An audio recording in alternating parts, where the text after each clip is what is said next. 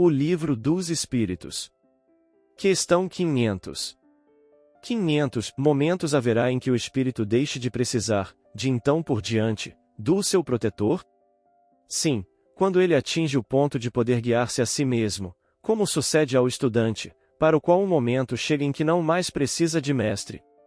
Isso, porém, não se dá na Terra.